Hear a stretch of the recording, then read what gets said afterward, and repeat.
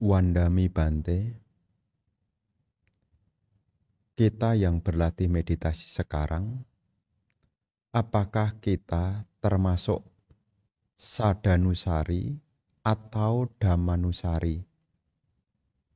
Yang manakah yang terbagus, tercepat untuk mencapai Nibbana?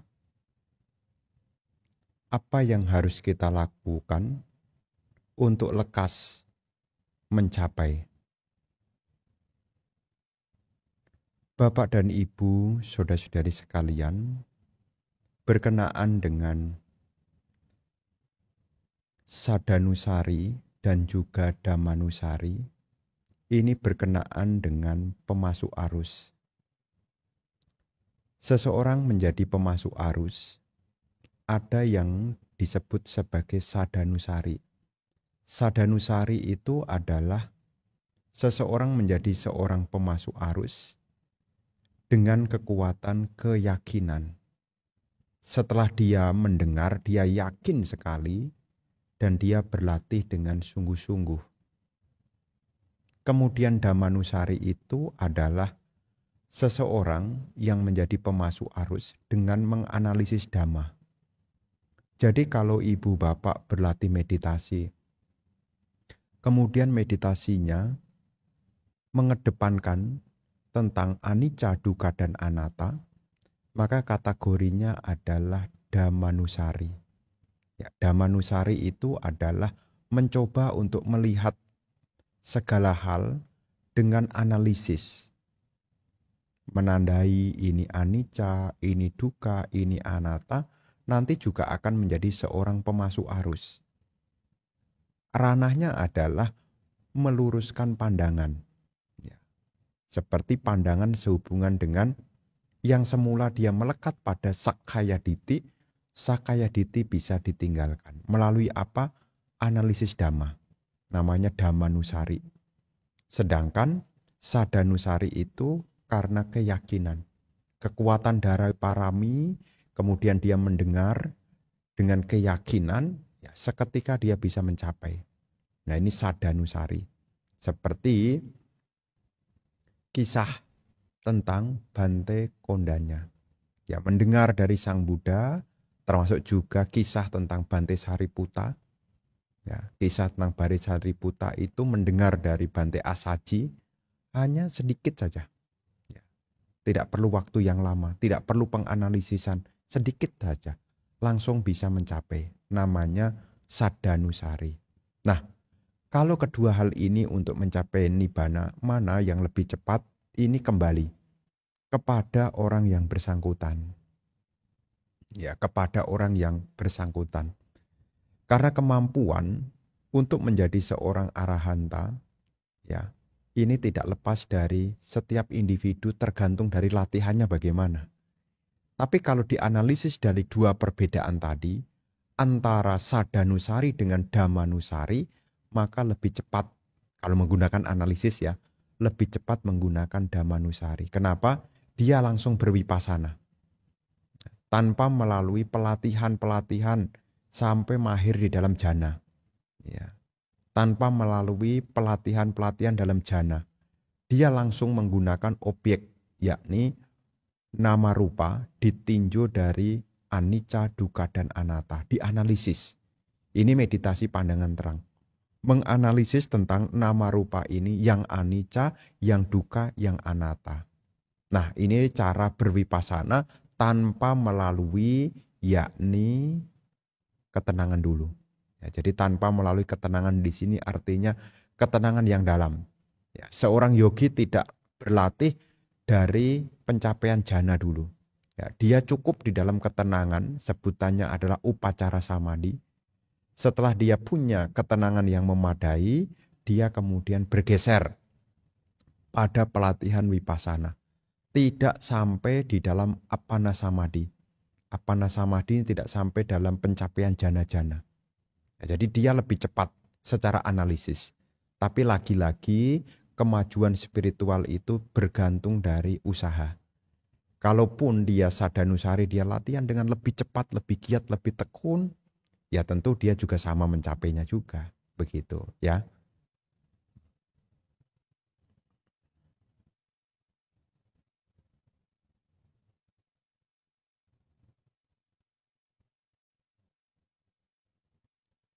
Apakah bedanya hukum karma agama Buddha yang diajarkan Sang Buddha dengan Jainisme India? Yang katanya semua yang terjadi dirasakan itu karena lampau. Mohon penjelasannya Bante. Nah, berkenaan dengan ajaran Jainisme saya kurang begitu tahu ya. Jadi saya tidak bisa membandingkan. Hanya di dalam ajaran Sang Buddha ini, hukum karma itu akan menjadi wipaka, buah, jika ada niat. Jadi ketika seseorang berbicara, bertindak, berpikir yang disertai niat atau cetana, itulah yang dinamakan sebagai karma.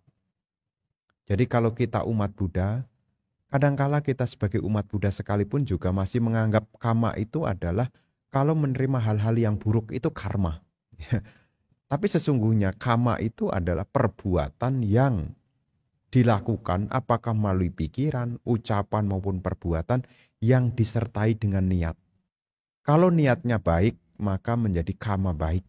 Kalau niatnya buruk, jadilah karma buruk. Buah dari karma baik disebut sebagai kusala wipaka. Buah dari karma buruk disebut sebagai akusala wipaka. Ya, jadi di dalam karma ini ada karma lampau, ada karma sekarang. Lampau mempengaruhi sekarang, tetapi sekarang ini yang akan menentukan ke depannya. Jadi di dalam ajaran Sang Buddha ini, karma itu berbicara tentang apa yang kita lakukan, yang disertai dengan cetana. Karena ada keyakinan lain, apapun yang dilakukan disengaja atau tidak disengaja, ya dia disebut karma. Tapi di dalam ajaran Sang Buddha tidak demikian. Perbuatan yang dilakukan baik melalui pikiran, ucapan, maupun perbuatan, baru disebut karma itu kalau ada cetananya. Jadi kalau kita tidak sengaja ya tidak disebut sebagai karma. Jadi kalau seandainya Anda naik mobil, kemudian tiba-tiba ada kucing nyebrang, kucingnya tertabrak, Anda tidak melakukan karma buruk. Kenapa? Karena Anda tidak punya niat untuk menabrak kucing itu. Ya. Jadi ada sebagian umat ketakutan. Waduh, karma buruk nih nabrak. Enggak. Kecuali kita sengaja mengarahkan kepada kucing misalnya. Ya, jadi karma buruk. Tapi kalau seandainya kita berkendara tiba-tiba kucingnya nyebrang tanpa sepengetahuan kita, ya, kemudian terlindas, ya kita tidak ada karmanya. Kenapa? Karena kita tidak ada niat untuk membunuh. Tidak ada niat untuk mengambil kehidupan. Maka secara Buddhis ini tidak disebut sebagai karma. Kenapa? Karena tidak ada cetana. Begitu ya.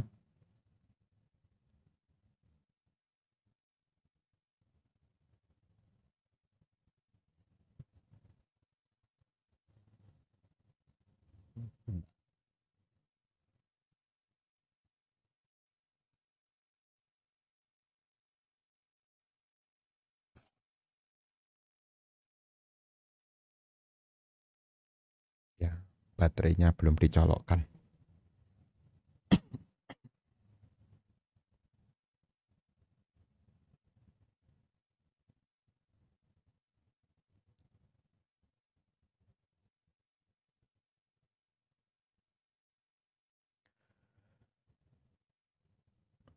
Ada anak pengemis yang cacat, dipatahkan tangan kaki oleh komplotan.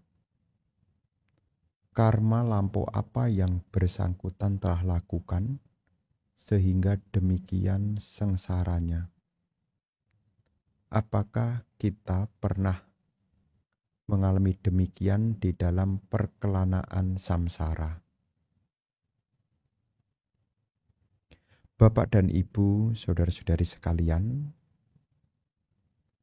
berkenaan dengan apa yang ditanyakan tadi, apa yang seseorang peroleh secara tinjauan karma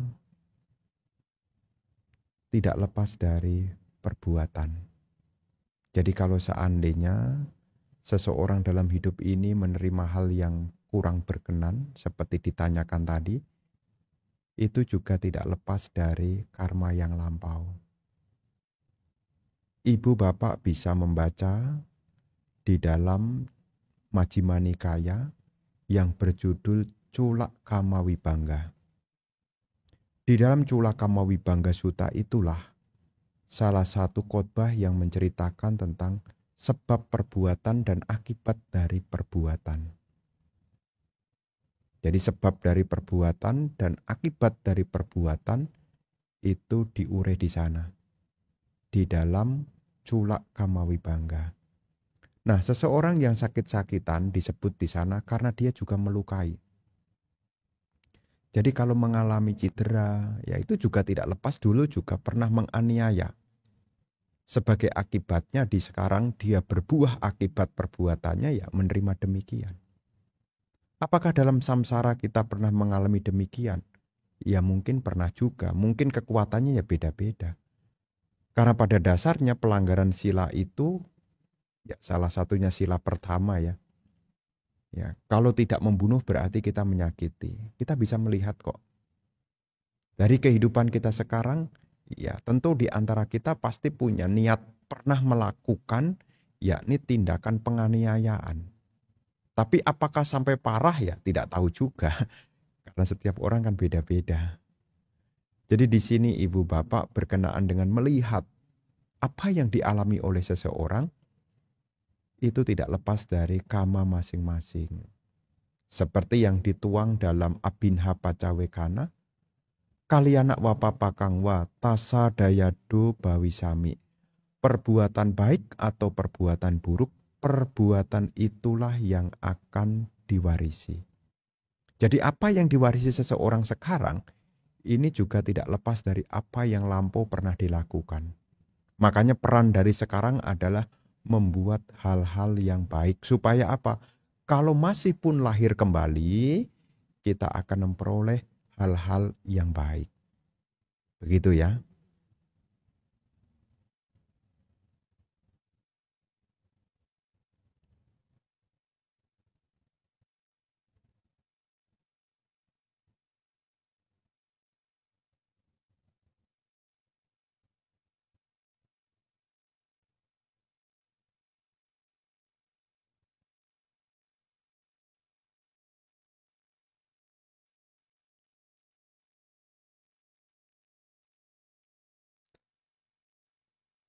Selamat sore Bante.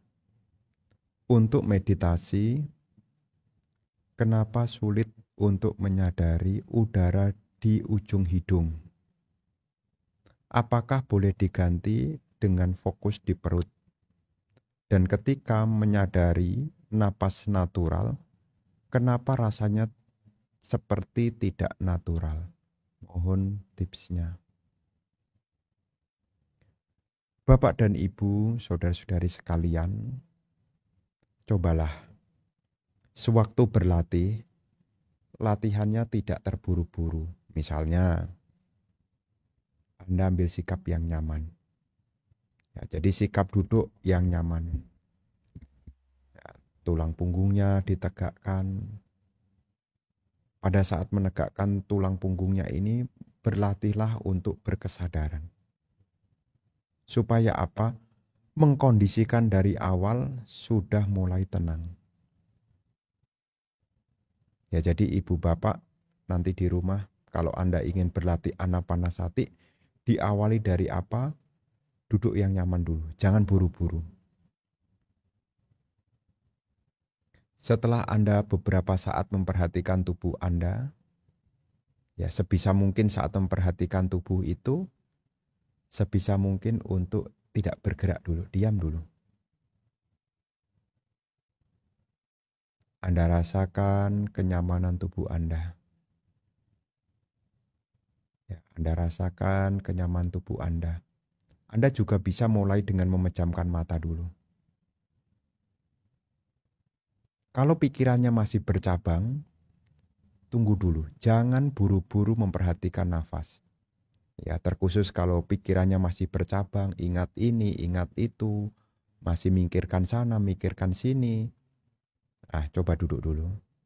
Diam. Ya, Anda latihan diam di dalam ketenangan dulu. Jangan bergerak dulu beberapa saat.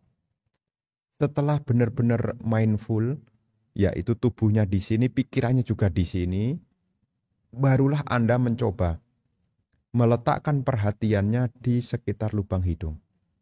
Jangan dikomentari, dirasakan aja. Yang seringkali menjadi kesalahan adalah kita terburu-buru. Baru duduk langsung memperhatikan napas masuk, napas keluar. Nah, sehingga apa? Antara perhatian pada napas dengan arah pikiran ini jadinya tidak sinkron. Makanya Anda jadi gelisah. Duduk dulu tenang. Ya, Anda latihan duduk dengan tenang. Ya, tenangkan tubuh Anda dulu. Sampai pikiran Anda juga menyadari saat ini saya sedang duduk di sini. Kalau pikirannya masih berkelana, sadari lagi postur tubuh Anda yang ada di sini. Jangan buru-buru. Ya, sebisa mungkin tidak terburu-buru dulu. Nah, setelah Anda pikirannya tenang, tubuhnya juga nyaman, nanti dengan alami Anda bisa merasakan dorongan napas masuk dan juga dorongan napas keluar. Ya, Anda tidak usah mengatur, diam saja. Karena nafas ini juga menunjukkan tentang anatta. Nafas ini di luar kontrol kita sepenuhnya. Ini anatta, bukan milikku. Jadi ketika Anda mengatur nafas, ya Anda akan kesulitan. Maka dari itu, supaya tidak terbebani, ya, sabar saja. Rasakan dorongan nafas masuk, dorongan keluar. Nah, kalau pikirannya bercabang lagi bagaimana, Bante? Diamkan dulu tubuh Anda. Ini kalau Anda ingin berlatih di dalam anapanasati. Ya, jadi hindarkan juga komen-komen dalam pikiran Anda. Ya, diam di dalam ketenangan. Begitu ya.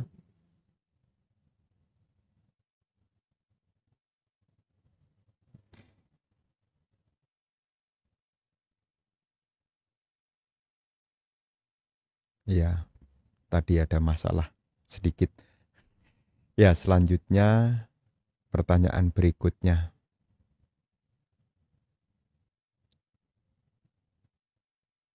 Wandami Bante, izin bertanya. Seseorang yang memakai jubah Arya dengan perumah tangga yang sama-sama melanggar beberapa sila, yang sama persis seperti berbohong, asusila, mencuri, dan lain-lain, apakah karma buruk yang diterima sama beratnya dari kedua orang tersebut, atau salah dari orang tersebut, salah satu dari orang tersebut akan panen karma buruk yang lebih besar, Bante? Nah, berkenaan dengan kehidupan seorang perumah tangga, jika dibandingkan dengan kehidupan biku, tentu secara sila itu sudah jelas berbeda. Ya, di sini tentu seorang biku, ya, ada yang disebut dengan, ya, peraturan dalam Patimokkha disebut sebagai aturan berat yang tidak boleh dilanggar sama sekali. Dan kalau seorang biku sudah melanggar salah satu dari 4 aturan berat ini, maka dia sudah tidak bisa menjadi biku lagi. Ya, seperti apa? Ya, pertama, melakukan tindakan asusila. Kalau ada biku melakukan tindakan asusila, maka secara kebikuan dia gugur. Kalau perumah tangga melakukan asusila, ya mungkin kalau tidak ketahuan, ya mungkin ya tidak jadi persoalan. Tapi kalau biku ketahuan atau tidak ketahuan, kalau dia sudah melakukan pelanggaran asusila, maka dia sudah gugur kebikuannya. Nah, kemudian mencuri, ya, ya. Kalau seorang perumah tangga mencuri itu ketahuan, ya mungkin baru kena akibatnya. Tapi kalau seorang biku, meskipun dia tidak ketahuan, tapi dia mencuri, ya disebutkan di sana lebih dari 3 masaka itu 3 gram emas, maka dengan sendirinya dia tidak bisa disebut biku lagi, sudah gugur. Ya. Diketahui atau tidak diketahui, maka dia tidak jadi biku lagi. kemudian membunuh manusia, termasuk juga menyetujui pembunuhan manusia. Nah, ini secara kebikuan berat juga. Ya, termasuk juga yakni mengaku-ngaku ya, punya kemampuan di atas manusia rata-rata. Ini juga kebohongan yang besar. Ya. Kalau perumah tangga berbohong demikian mungkin tidak menjadi berat ya. Tapi kalau biku ya tentu berat karena ini juga aturan yang berat. Namanya parajika. Ya. Ini tidak boleh dilanggar sama sekali oleh seorang biku. Maka ketika ditanya apakah perbuatan yang dilakukan oleh seorang biku dengan yang dilakukan oleh seorang umat, apakah nanti karma buruknya itu jauh lebih besar yang mana? Kita bisa melihat sendiri dari sini. Di kehidupan sekarang ya, berbuah dalam kehidupan sekarang. Ya tidak hanya yang akan datang, tapi yang sekarang kita bisa melihat ya di kehidupan sekarang. Ya dia tidak bisa jadi biku lagi. Ya, kalau perumah tangga mungkin awalnya mungkin melanggar sila, kalau dia sudah di atas 20 tahun, kalau dia tidak pelanggaran sila yang berat ya, kalau perumah tangga ya bisa ditasbih menjadi biku. Tapi kalau biku kalau sudah melakukan pelanggaran berat, selamanya dia tidak bisa ditasbih menjadi biku lagi. Ya. Ini namanya ada aturan yang disebut dengan parajika.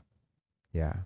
Melakukan tindak asusila, membunuh, mencuri, termasuk mengaku-ngaku mempunyai kemampuan yang disebut utarik manusadama.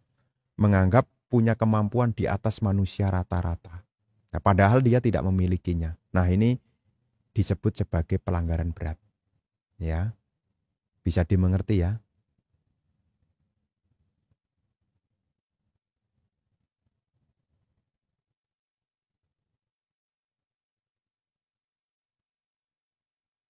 Namo Buddhaya. Mohon maaf sebelumnya. Apakah seorang bante boleh memakai kawat gigi atau behel bante? Terima kasih sebelumnya. Berkenaan dengan pemakaian kawat gigi, ya tentu di sini kan ada pertimbangan. Ada beberapa orang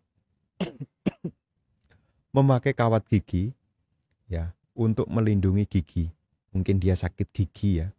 Ya, mungkin secara medis, secara norma sosial masih bisa diterima. Masih bisa diterima. Tetapi kalau niatnya untuk memperindah diri itu sudah lain ceritanya. Ya, jadi di sini memang tidak masuk di dalam patimokkha. Ya, seorang biku tidak boleh masang behel itu tidak ada. Hanya di sini akan kembali kepada masyarakat. Bagaimana pandangan masyarakat itu? Karena ada aturan yang tertulis dan juga ada aturan yang berlaku di masyarakat sebagai yaitu kepantasan. Ya tidak hanya behel, contoh sederhananya adalah merokok. Di dalam Winaya tidak juga disebutkan, biku tidak boleh merokok. Ya. Tetapi secara kepantasan di masyarakat saat ini juga belum menerima, ya artinya apa? Menganggap bahwasanya merokok itu tidak patut untuk dilakukan bagi biku. Padahal secara Winaya ya tidak ada. Ya, jadi ini kembali kemana? Ya, kalau di Winaya tidak ada, ya kembali ke masyarakat. Jadi berkenaan dengan ada pemakaian behel, termasuk juga, ya mungkin Anda melihat ya yang lain, ya ada mungkin ada yang pakai sepatu dan yang lain-lain. Ya kalau itu di masyarakat memang diperlukan saat itu kan kita tidak bisa apa-apa. Contoh kalau tinggal di musim yang dingin, ya kalau di para biku yang tinggal di musim dingin sana, tinggal di Amerika, tinggal di Eropa, ya kalau musim dingin pakai telanjang kaki ya enggak bisa tahan. Mau enggak mau harus pakai penutup penutup kaki juga.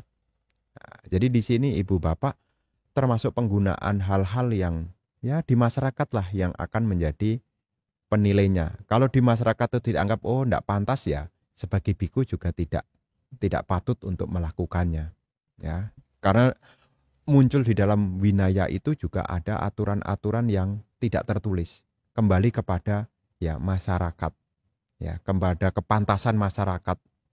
Ya seperti misalnya, ya ada buah, ya buah seperti buah apel, ya buah pisang, ya itu cara makannya pun juga beda-beda. Ya. Di masyarakat tertentu, kalau buah itu langsung digigit, ya, dianggap kurang pantas. Ya. Padahal yang di dalam winaya itu yang tidak boleh digigit itu adalah bongkahan nasi.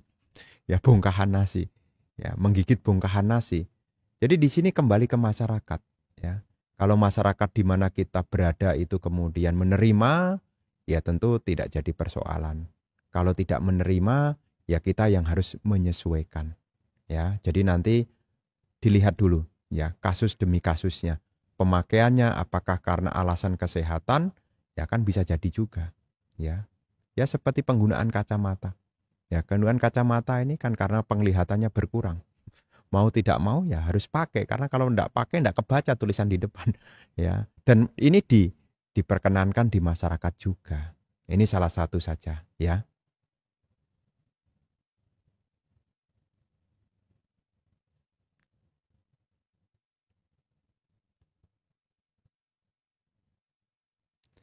Wandami Bante, selamat malam.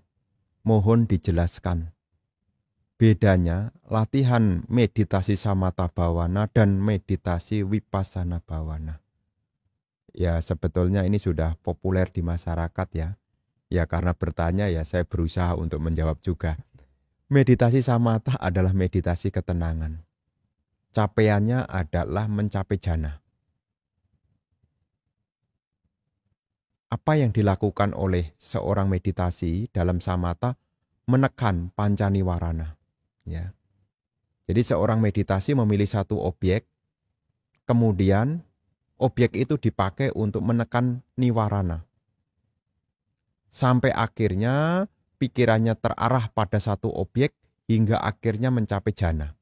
Ini namanya samatha. Disebut sebagai meditasi ketenangan. Sedangkan vipassana adalah meditasi pandangan terang. Objeknya adalah nama rupa. Ya, nama rupa itu ya pancakkhanda ini. Jasmani, perasaan, pencerapan, bentuk-bentuk batin, ya, bentuk-bentuk batiniah ya, pembentuk batiniah, kemudian kesadaran winyana. Ya. Ini objek dari vipassana.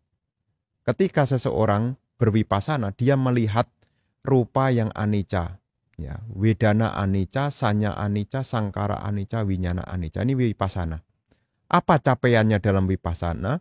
Karena dia memotong kilesa, pencapaiannya adalah menjadi orang suci. Ya. Baik itu sotapati, sakadagami, anagami, dan arahanta. Ya, nanti jadinya di sana. Ya, capaiannya ya menjadi orang suci. Kalau samatha, capaiannya mencapai jana. Ya. Makanya samatha itu disebut meditasi ketenangan, sedangkan vipassana disebut sebagai pandangan terang untuk melenyapkan awija. Ya, lenyapnya awija. Jadi untuk melenyapkan awija, itulah bervipassana.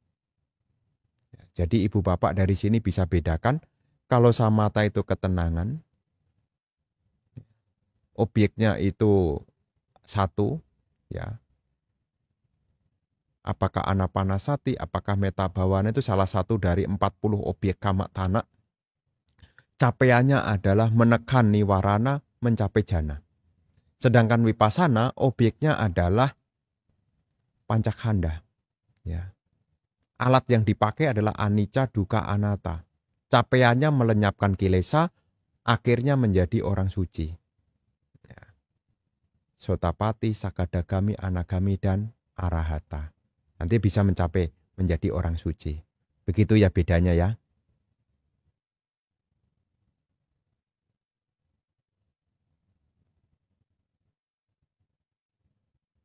Wandami Bante izin bertanya. Bagaimana menyadari kalau ini godaan mara atau pengotor batin Bante? Anumodana. Bapak dan Ibu saudara-saudari sekalian, berkenaan dengan pengotor batin. Kapan munculnya? Sebetulnya saat terjadinya kontak. Kita punya pintu indria. Ketika pintu indria, kita bertemu dengan objek, terjadilah pasa, namanya kontak. Ada pintu indria, ada objek indria, ada kesadaran indria bertemu, terjadilah yang disebut dengan kontak. Setelah ada kontak akan muncul wedana. Nah, dari wedana inilah nanti akan memunculkan yaitu tanha. Seperti apa yang di dalam Paticca Samuppada. Ya. Salayatana pacaya pasa, pasa pacaya wedana, wedana pacaya tanha, tanha pacaya upadana. Jadi untuk mengetahui kilesa atau mara, ya kilesa mara, pengotor batin itu muncul, ya pada saat kita bertemu dengan objek, di situ kita harus hati-hati. Kalau pada objek yang menyenangkan akan menjadi loba. Ya. Kalau objeknya tidak menyenangkan, jika diperhatikan terus-menerus tanpa disertai dengan kebijaksanaan, akan menjadi dosa. Dosa itu kebencian. Jadi ketika nanti kita kontak, apakah mendengar suara, ataukah melihat bentuk, pada saat terjadinya kontak, di situ akan muncul perasaan senang atau tidak senang. Senang atau tidak senang. Karena kalau senang, maka akan mendorong munculnya loba kalau tidak dihati-hati. Kalau tidak direnungkan tujuan sebenarnya, kayak makan begitu ya. Ketika melihat makanan yang enak, ya, kalau tidak diingat tentang tujuan sebenarnya dari makanan, itu akan memunculkan yaitu kilesa. Ya, loba itu akan muncul. Pengen lagi, pengen lagi, pengen lagi. Itu dari hal yang sederhana. Ya. Ketika mungkin kita ngambil banyak, kemudian ditegur orang. Jangan banyak-banyak, yang lain itu juga perlu.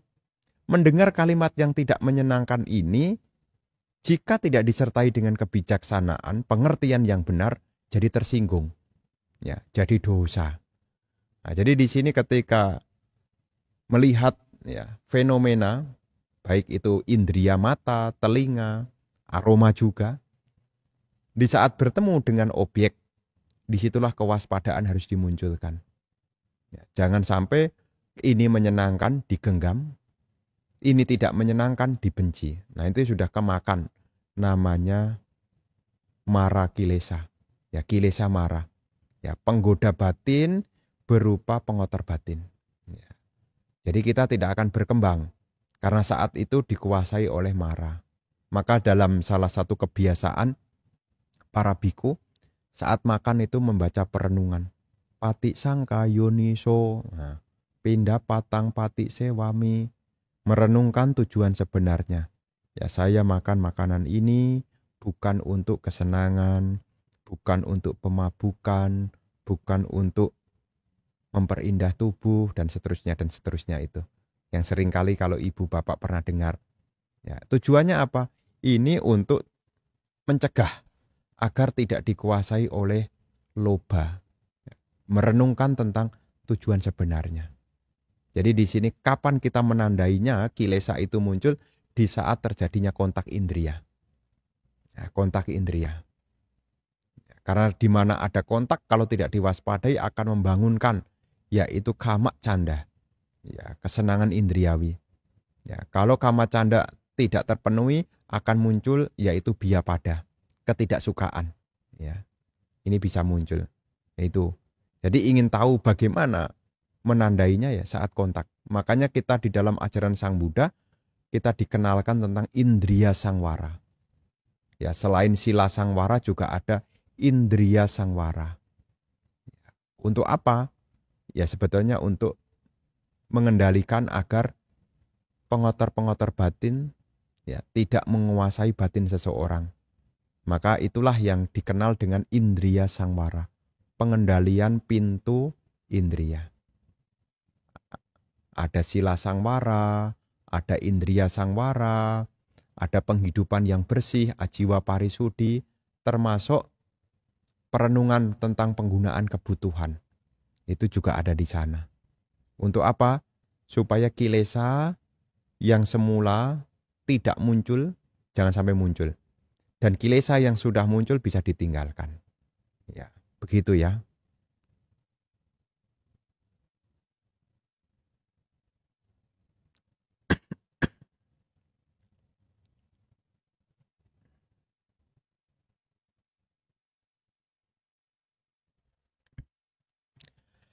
Wandami Bante.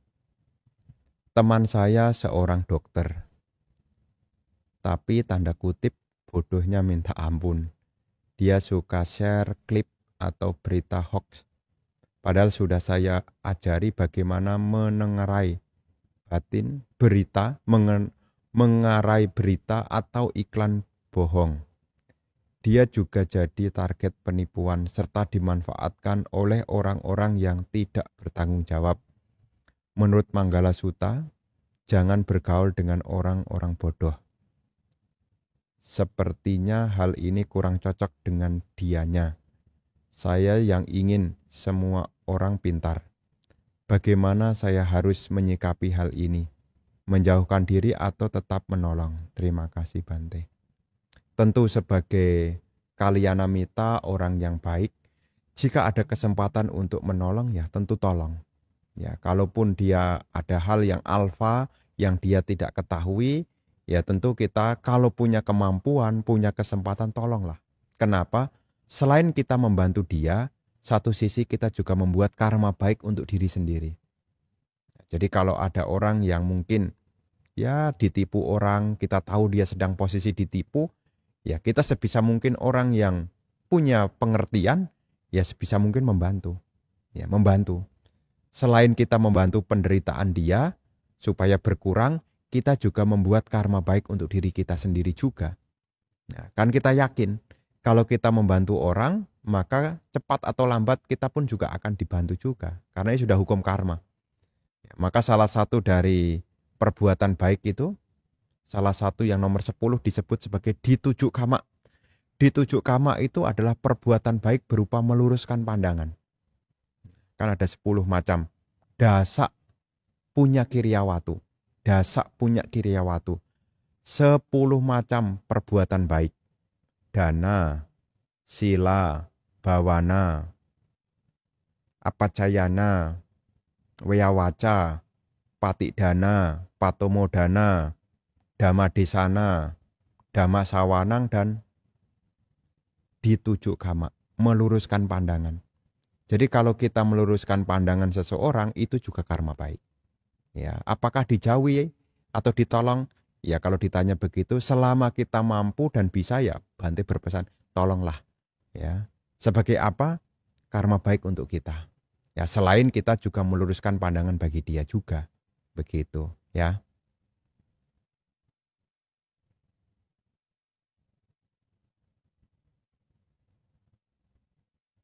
Wandami Bante. Ucapan bela sungkawa Buddhis di medsos lebih tepat dengan sabe sangkara anicca, semoga terlahir di alam bahagia, atau sangwegacita. Arti harafiahnya apa? Mohon pencerahannya, Bante Anemodana. Bapak dan Ibu, saudara-saudari sekalian, sabe sangkara anicca itu artinya adalah segala bentukan tidak kekal adanya. Kemudian, sangwega cita itu adalah perasaan tergugah. Sangwega itu ketergugahan, cita itu adalah pikiran tergugah. Jadi saat kita mendengar ada berita tentang kedukaan, sebetulnya kita digugah. Maka di sini kita juga boleh menggunakan sangwega cita ataupun juga sabe sangkara anicca. Selama itu diniatkan untuk menggugah, bukan sekedar wacana, tetapi menggugah diri kita sendiri juga supaya kita menyadari kehidupan ini tidak ada yang kekal. Sangwega, ketergugahan. Ya, ketergugahan. Kemudian kalimat berikutnya, kalaupun Anda punya pengharapan baik, ya tidak apa juga. Ya, kemudian Anda tulis, semoga dengan kebajikan yang selama ini telah dilakukan, semoga mengkondisikan mendiang berbahagia. Saya pikir ini juga tidak jadi masalah juga. Ya. Nanti keluarga yang menerima pun juga mendapat ya penguatan dari apa yang kita tulis tadi. Ya, jadi di masyarakat itu ada yang menggunakan sabe sangkara anicca, ada yang menggunakan sangwega cita. Ini kembali kepada ya kecocokan masing-masing. Ya, kecocokan masing-masing. Mau pilih yang mana? Ya memang awal-awal dulu kita menggunakan istilah sabe sangkara anicca. Kemudian muncul belakangan menggunakan istilah lagi yaitu sangwega cita. Ya, bukan turut berduka cita ya, bukan turut berduka cita. Tapi ungkapannya menjadi sangwega cita. Pikiran bukan pikiran berduka, tapi pikiran tergugah. Kalau turut berduka cita kan artinya cita itu kan pikiran, duka itu kan artinya menderita. Masa kita turut menderita? Maka secara Buddhis secara Buddhis kemudian kita menggunakan yaitu sangwega. Sangwega tergugah. Pikiran kita tergugah. Mendengar kabar itu harapannya adalah pikiran kita juga tergugah bahwasanya semua makhluk akan mengalami kematian, kita pun juga akan mengalami kematian. Sebelum kematian itu datang, menggugah kita untuk ayolah berbuat baik, ayolah berbuat baik. Ya, jangan menunda, toh kita juga akan mengalami kematian juga. Sebelum kematian itu datang, ya menggugah kita untuk berbuat baik. Jadi untuk pemilihan kata tadi, ya kembali kepada Anda. Mana yang kiranya nyaman maknanya bagi Anda. Tapi kan sudah diluruskan. Sangwega cita itu artinya menggugah, ketergugahan. Ya, cita itu pikiran. Sangwega cita artinya pikiran seseorang menjadi tergugah. Tergugah untuk apa? Ya, melakukan kebaikan. Kalau kita berbuat baik yang memperoleh manfaat siapa? Diri sendiri maupun orang lain juga. Begitu, ya.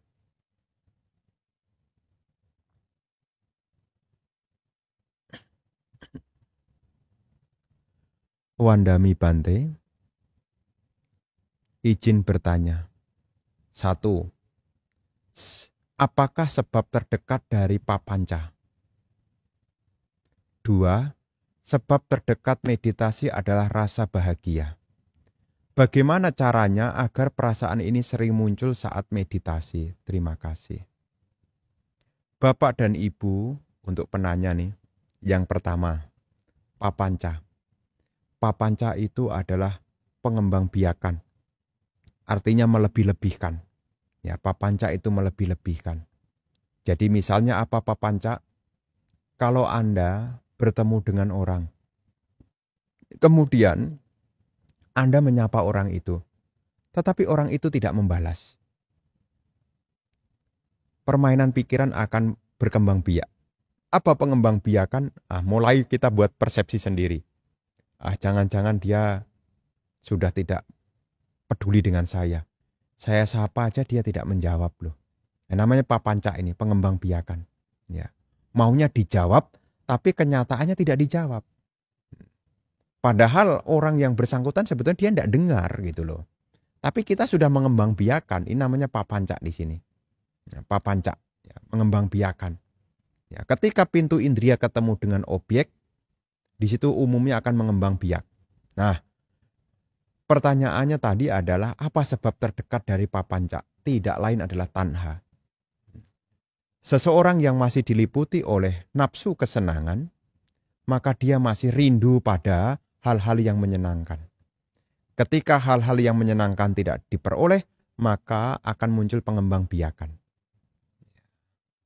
Ibarat kata itu ada perumpamaan seperti gong. Gong itu genta. Kalau genta itu masih utuh, dipukul dia akan bunyi. Ungung, ungung, ungung, ungung. Gitu. Tapi kalau gentanya adalah genta pecah, dipukul ya brek, gitu, selesai. Ya.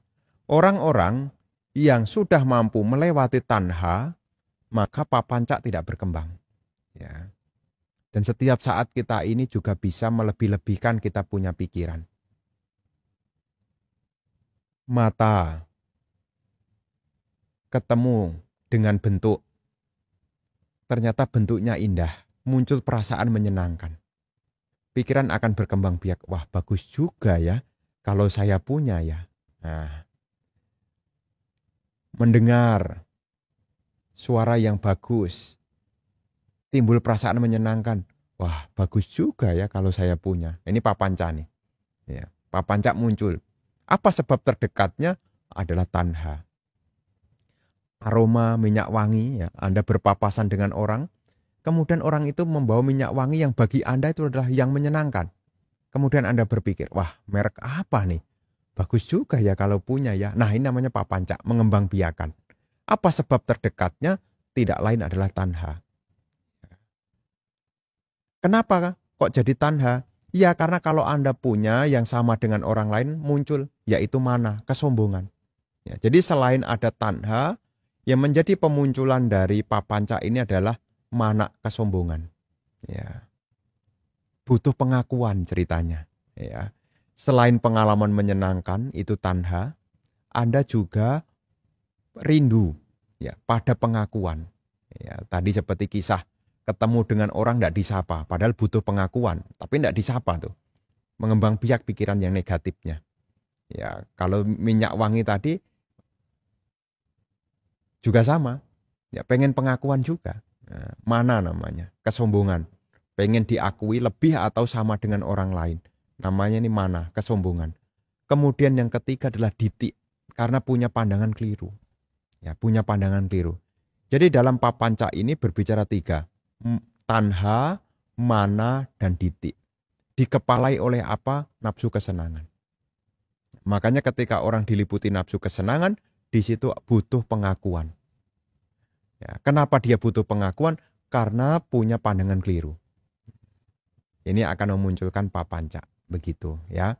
Sebab terdekatnya adalah mana, tanha dulu. Tanha, mana, dan ditik. Ya, tanha itu adalah nafsu kesenangan. Ya, tanha itu nafsu kesenangan.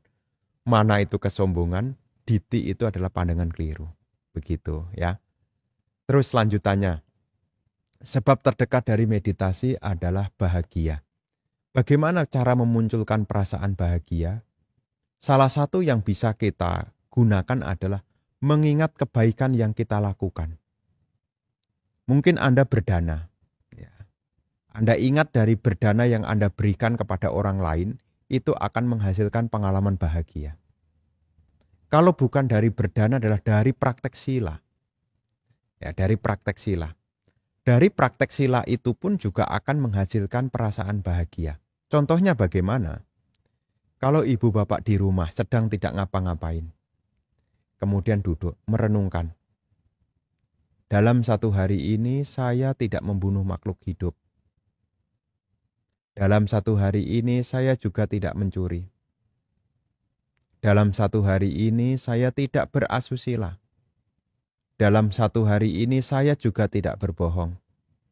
Dalam satu hari ini saya tidak meminum minuman keras. Ingat 5 sila ini juga akan menghasilkan rasa bahagia.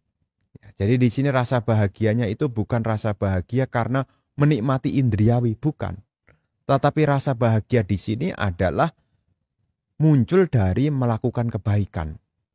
Contohnya dana, contohnya sila, termasuk juga mendengarkan dhamma. Hari ini saya ingat khotbah tentang pentingnya kewaspadaan.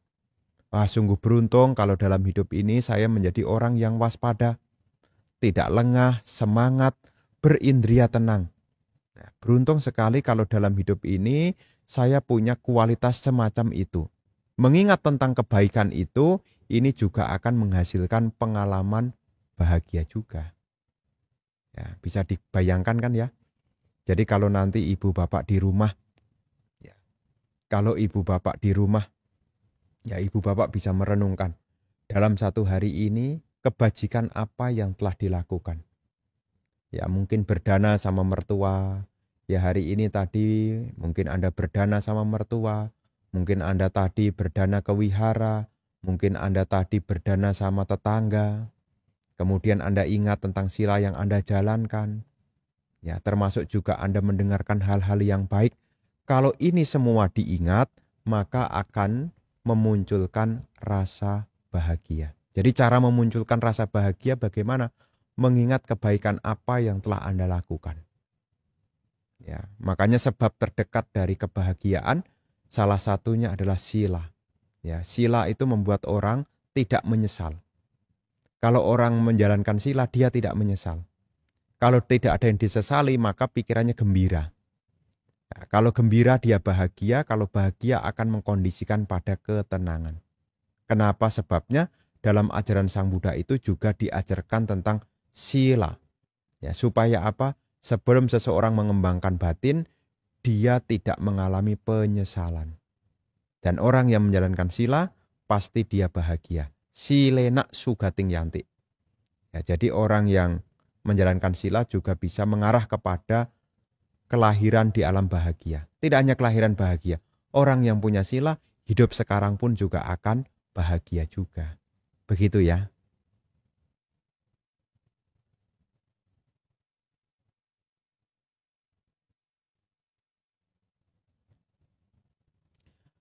Selamat malam Bante. Saya ada 2 pertanyaan. 1, mohon jelaskan mengenai parami dan kebajikan.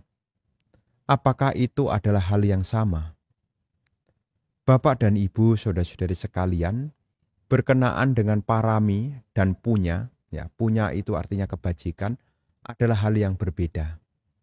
Parami itu mengarah kepada pencapaian nibbana, ya.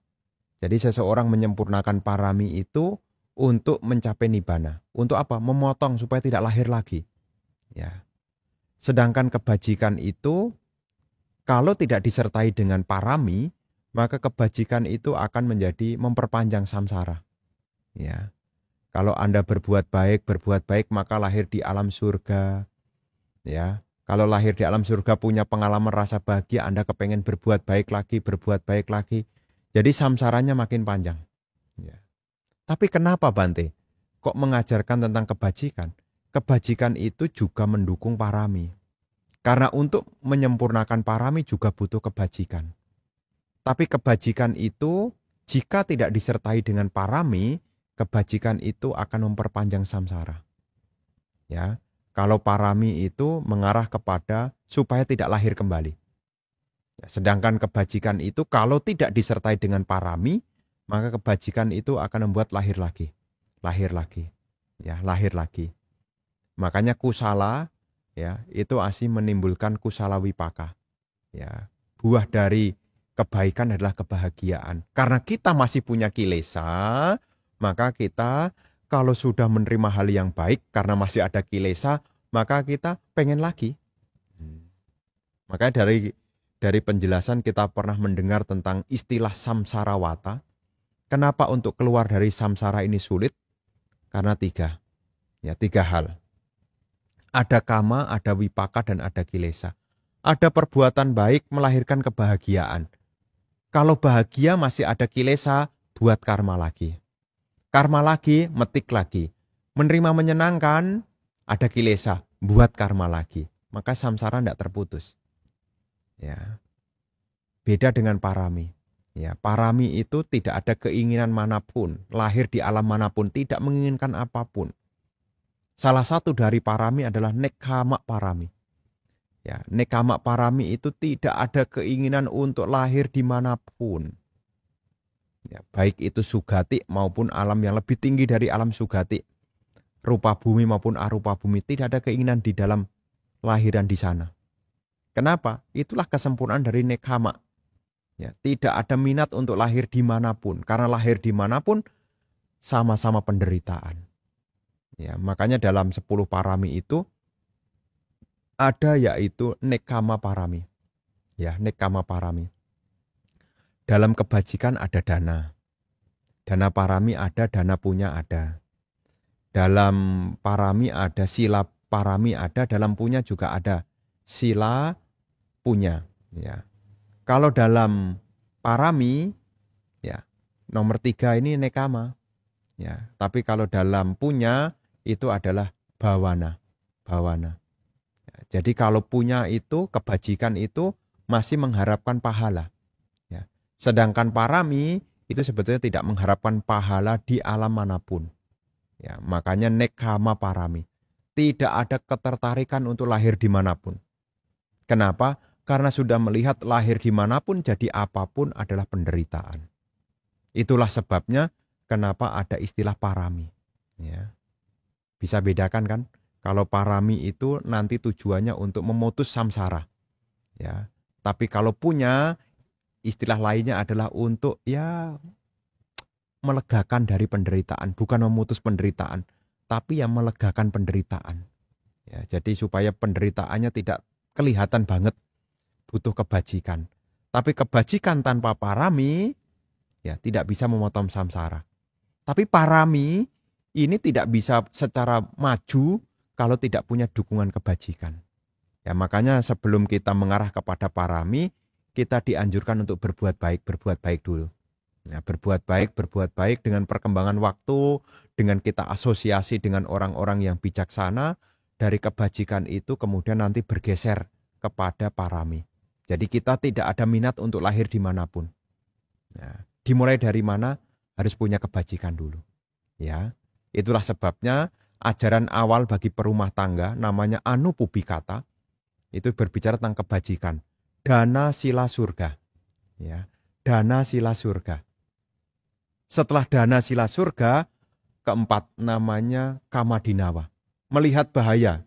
Ya, barulah yang kelima. Nekama nisangsa. Merenungkan manfaat dari melepaskan. Merenungkan manfaat kalau tidak lahir kembali. Nah, tapi sebelum sampai di sini, ajaran awal bagi perumah tangga sebutannya adalah Anupubikata. Dhamma bertahap bagi perumah tangga, Anupubikata, diawali dari dana sila. Ya, dana sila surga. Dana sila surga. Siapapun yang mengharapkan lahir di alam surga, dia harus punya dua kondisi. Satu, dia berdana, dua, juga punya sila yang baik. Dana sila lahir di surga. Nanti kalau sudah lahir di surga, berkali-kali nanti baru melihat tentang kama dinawa. Ada bahaya dari kesenangan indriawi. Barulah muncul yang kelima, manfaat dari melepaskan. Ya, makanya ini ada punya, ini jadi parami. Ya, nekamani sangsa. Tidak ada keinginan untuk lahir dimanapun. Ya, ini ada hubungannya di sini soalnya. Ya, jadi di sini jangan sampai kita salah paham. Ya, semua saling berkondisi. Ya, dari kebajikan meningkat menjadi parami. Ya, seperti apa yang diajarkan Sang Buddha di dalam Anupubikata, dhamma awal bagi perumah tangga. Dana, sila, surga, kamadinawa, nekamani sangsa. Setelah nekamani sangsa nanti lanjutannya adalah 4 kebenaran Arya. Ya, setelah 4 kebenaran Arya menjalankan jalan mulia beliau 8, nanti menjadi seorang suciwan. Sotapana, sakadagami, anagami, dan arahat. Ya, selesai kalau sudah jadi arahat. Tidak ada yang perlu dikerjakan lagi. Ya, begitu ya.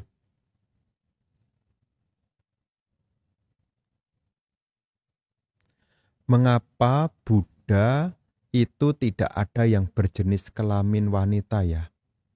Apakah ada penjelasannya? Dalam hal ini Ibu Bapak, seorang Buddha itu ada yang wanita. Apa itu? Yakni Sawaka Buddha. Ya, Sawaka Buddha. Sawaka Buddha adalah seseorang mencapai kebudaan setelah mengikuti petunjuk dari sama Sang Buddha. Seorang arahanta itu pun juga seorang Buddha. Tapi sebutannya adalah Sawaka Buddha. Jadi Ibu Bapak jangan salah paham ya. Jadi setiap orang ini bisa jadi Buddha, hanya tergantung jenisnya yang mana dulu. Kalau untuk jenisnya Sawaka Buddha, laki-laki dan wanita sama bisa mencapai. Bisa, ya. Tapi kalau untuk Paceka Buddha tidak disebutkan apakah wanita atau laki-laki, tidak pernah disebutkan. Ya. Tapi untuk sama Sang Buddha ini hanya laki-laki, sama Sang Buddha. Ya. Dalam silsilah di dalam Bodhi Wangsa, Buddha Wangsa maksud saya, dalam Buddha Wangsa, Buddha-Buddha lampau itu memang tidak ada yang wanita. Khususnya apa? Sama Sang Buddha. Ya. Ya, jadi saya sudah menjelaskan yang lalu, untuk sama Sang Buddha ini hanya laki-laki. Tapi kalau untuk Sawaka Buddha, laki-laki dan perempuan bisa sama-sama. Begitu. Ya. Jadi dalam Buddhis ini ada 3 istilah Buddha. Sama Sang Buddha, Paceka Buddha, dan Sawaka Buddha. Nah, kalau sama Sang Buddha ini tidak semua orang punya. Ya. Bahkan laki-laki sekalipun juga belum tentu jadi.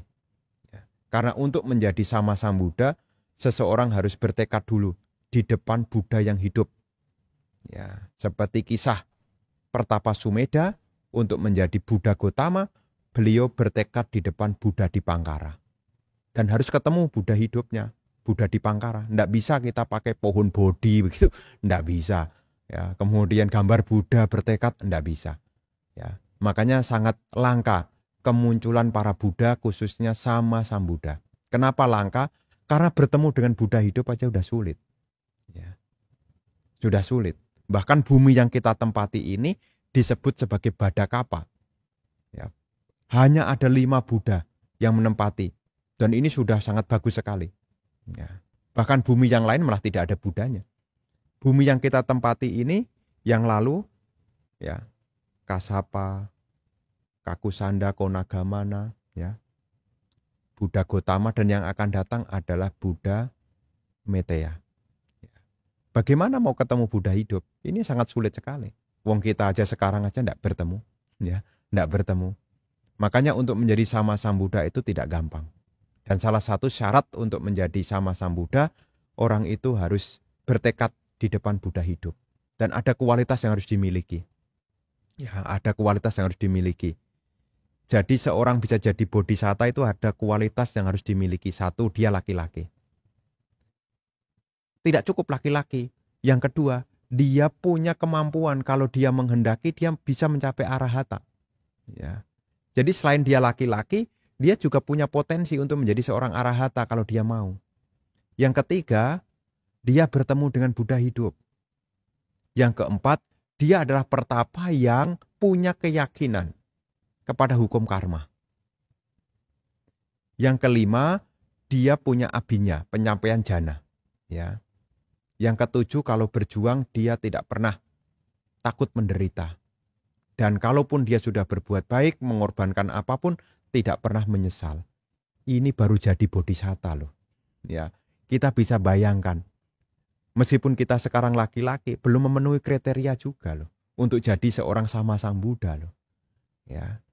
Makanya di sini ibu bapak, kalau urusan Sawaka Buddha semua bisa. Tapi untuk menjadi Sama Sambuddha, ini hanyalah orang-orang tertentu yang punya kebajikan yang besar. Seperti halnya Pertapa Sumedha. Ini orang yang punya kebajikan besar. Ya. Padahal kalau beliau mampu saat itu sudah menjadi arahata. Ya. Tapi ketika melihat Buddha Dipangkara, timbul inspirasi untuk menjadi seorang Sama Sambuddha. Ya, begitu ya penjelasannya.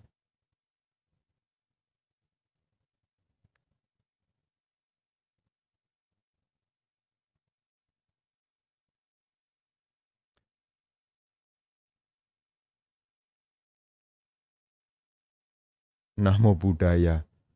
Selamat malam Bante, izin tanya. Kalau kasih makan burung di depan rumah sebaiknya berapa kali?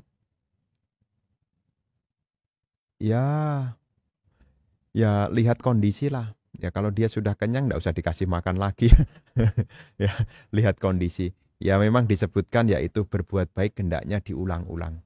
Ya, tapi jangan sampai ibu bapak kemudian juga tidak bijaksana juga. Ya, sampai menimbulkan yaitu lebih peduli dengan burung tetapi tidak peduli dengan yang di rumah ya. Jadi jangan sampai ibu bapak, kadang-kadang orang punya pandangan ya berbuat baik itu keluar, tapi tidak dengan orang yang terdekat. Ya.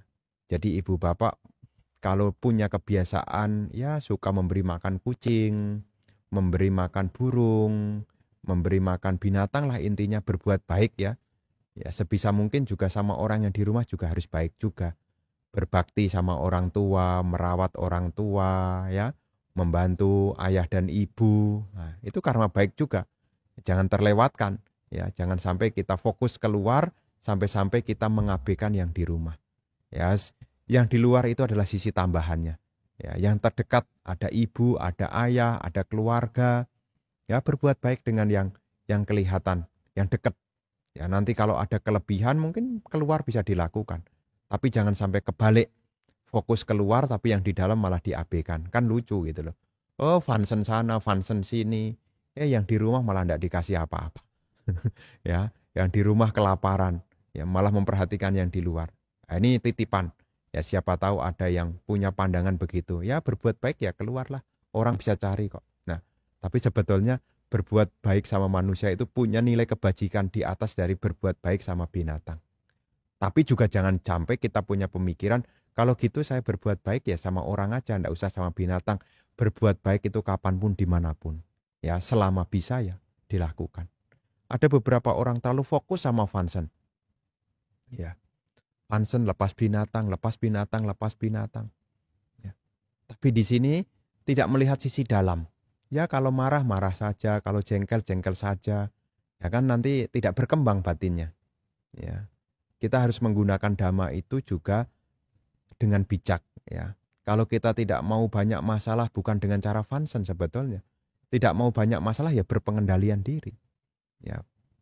Function itu sisi lain. Tapi yang jelas kalau kita punya pengendalian diri ya itu lebih penting gitu loh. Kalau kita mampu mengendalikan pikiran, ucapan, dan perbuatan, maka pahala dari kebaikan itu sudah kelihatan sekarang. Ya, mungkin sisi tambahannya baru hal-hal yang lain-lain. Ya, seperti function, kasih makan burung, dan lain-lain. Tapi sisi dalamnya juga harus diperhatikan. Ya, mengendalikan pikiran, mengendalikan ucapan, mengendalikan perbuatan ini juga penting juga. Ya, tidak hanya aktivitas keluar yang seperti tadi ditanyakan. Ya, begitu ya.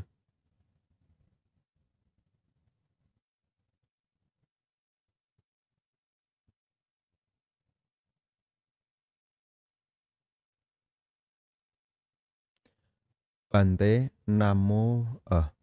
Bante mohon penjelasan tentang ahosikama. Apakah kita bisa berperan aktif agar karma buruk di kehidupan lampau tidak berbuah dengan menghindari perbuatan salah di kehidupan sekarang? Nah, ini adalah salah satu cara yang memang bisa dilakukan.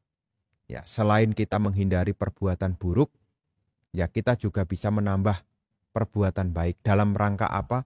Untuk tidak mengkondisikan karma-karma lampau yang buruk khususnya agar tidak berbuah. Karena dalam prinsip karma itu kadang-kadang ada karma yang muncul karena kondisi. Ada kondisi.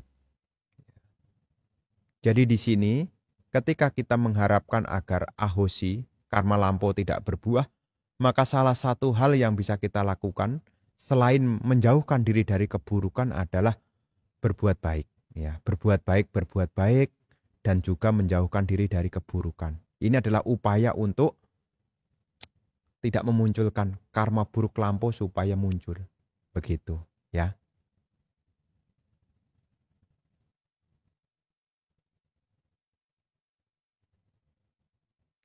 Selamat malam Bante. Namo Buddhaya. Bante izin tanya. Apakah orang yang difitnah terus, orangnya diumpat oleh orang sekitar, seperti saudara teman, tapi di belakangnya apakah orang ini akan menjalani kehidupan yang susah, seperti jadi orang kurang beruntung dan gampang sakit? Anumodana.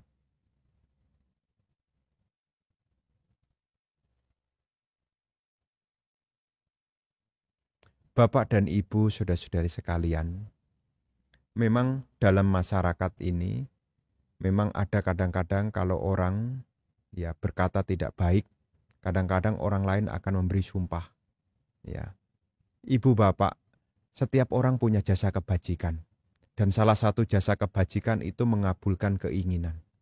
Takutnya ketika kita buruk kepada orang lain, sedangkan orang lain itu punya kebajikan, takutnya yang punya kebajikan ini berkata yang tidak baik.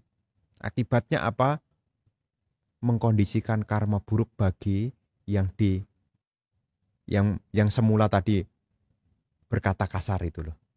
Misalnya nih, contohnya nih, ada orang berkata kasar kepada orang atau menfitnah kepada orang. Kemudian orang yang difitnah ini tidak terima. Kemudian dia mengucapkan yang tidak baik lah. Ya. Tapi ternyata yang difitnah atau yang dituduh ini memang tidak melakukan keburukan. Selain itu, yang difitnah ini dia punya jasa kebajikan. Nah, masalahnya itu di sini nih. Kalau memang dia punya jasa kebajikan yang besar, apa yang dia ucapkan ini bisa jadi kenyataan. Apalagi orang jujur misalnya. Orang jujur selalu berkata benar. Kemudian kalau dia berkata, kata-katanya lebih manjur daripada orang yang berbohong. Ya, maka di sini Ibu Bapak, kita harus berhati-hati ketika kita berucap. Ya, siapa tahu orang yang dikata-katai ini adalah orang yang punya jasa kebajikan. Mungkin dalam hidupnya dia berkata jujur terus, orang yang berpengendalian diri dalam ucapan. Ketika dia mengatakan, maka apa yang dikatakan itu bisa terjadi. Ya, seperti dalam Wataka Parita tadi. Ya, ada kekuatan yaitu saca parami. Kekuatan dari ucapan benar. Ya. Jadi kalau seseorang berucap benar, sedang marah sekalipun ya namanya manusia ini kadang-kadang orang baik sekalipun kalau sudah marah itu juga bisa juga keluar kata-kata yang tidak disadari. Ya, sehingga apa? Ini menjadi pengkondisi ya karma buruk bagi orang lain. Makanya kan salah satu dipesankan jangan pernah mengganggu orang yang punya sila. Ya. Jangan pernah mengganggu orang yang punya sila. Kenapa? Membahayakan. Ya. Kalau sampai orang yang punya sila ini kemudian dia terlepas ya. Selain memang sudah keterlaluan ya, ini akan menimbulkan dampak yang besar. Selain juga karma buruk sendiri yang berbuah. Ya. Satu sisi memang bisa dari kata-kata dari orang yang disumpahi itu manjur, atau memang ketika dia selesai berbicara karma buruknya langsung berbuah.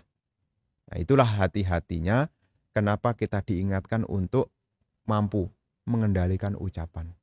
Ya, mengendalikan ucapan. Bahkan dalam kisah-kisah juga banyak diceritakan ya tentang bahaya dari ucapan. Ya, seperti kisah Bante Dewadatta. Ya, Bante Dewadatta itu juga bisa mengalami penderitaan karena beliau juga pernah bersumpah lewat kata-katanya juga. Ya. Makanya ketika ibu bapak ada hal yang kurang berkenan, dijaga. Ya, dijaga. Jangan sampai kita terlanjur, apalagi malah dengan sengaja.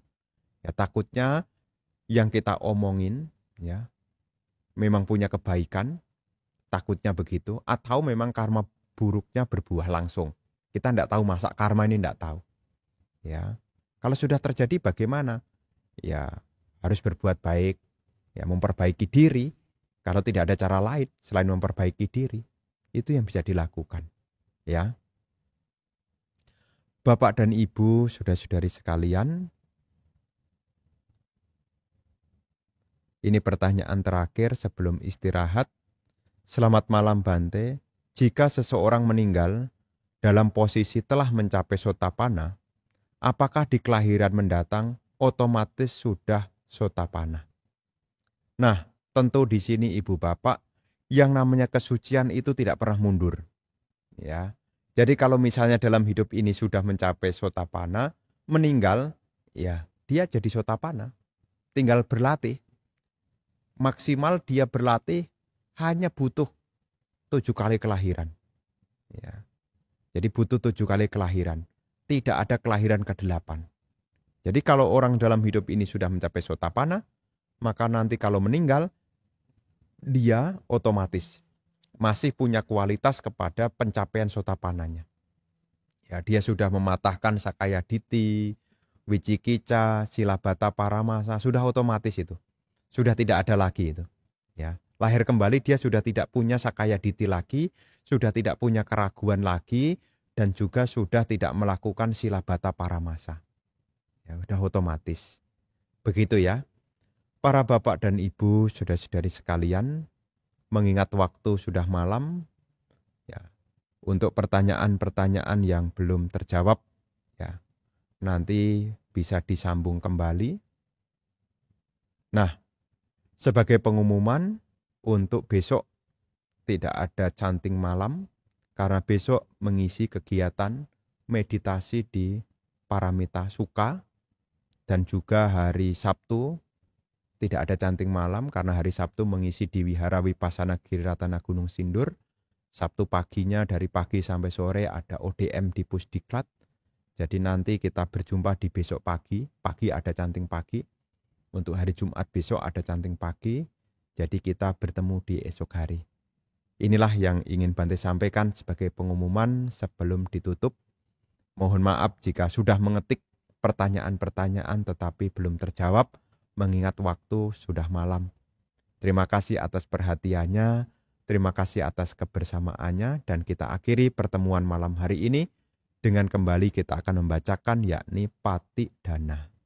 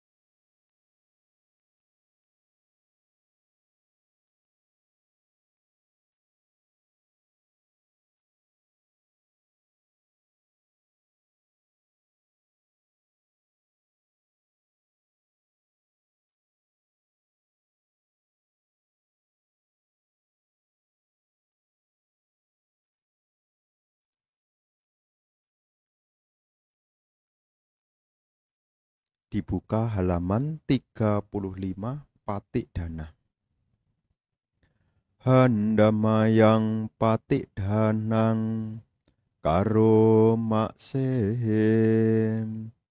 punya sidhani katasa yana nyani katanime te sanca bagino hontu satananta pamanaka ye piya gunawantaca mahyang mata pita dayo dita mecapya ditawa anye majata verino sata titanti lokasming te pumacatu yonika pance kacatuwo kara sangsaranta bawa bawe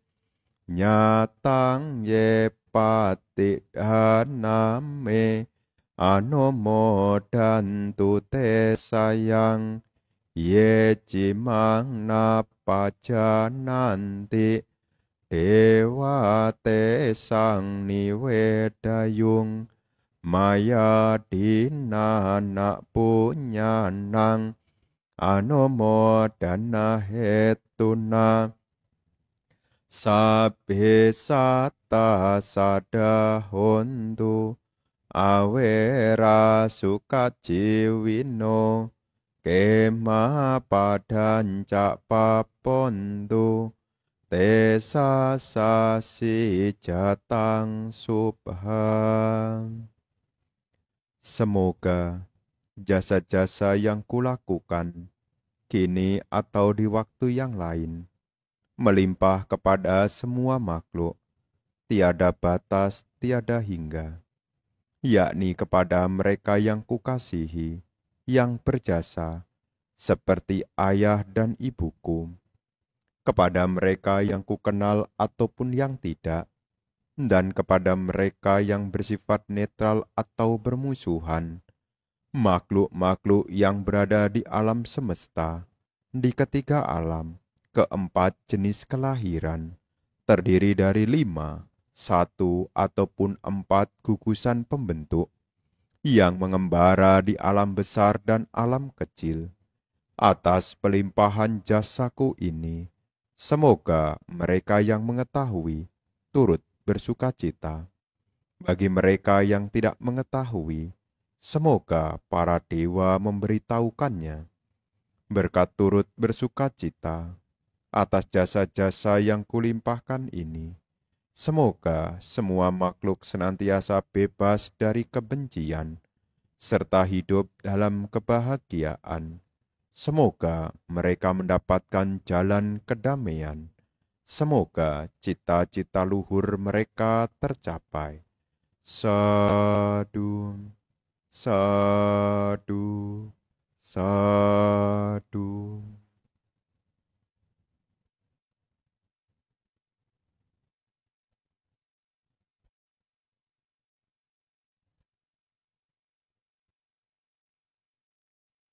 Arahang sama sambuddho bhagawam Buddhang bhagawantang apiwademi.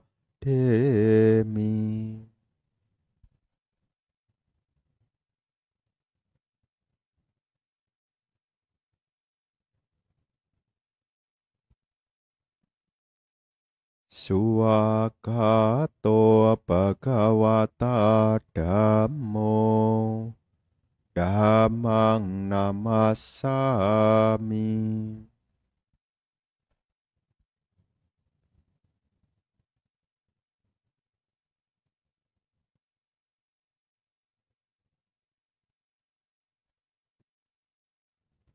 Supatipanno bhagavato sawaka sangho sanghang namami.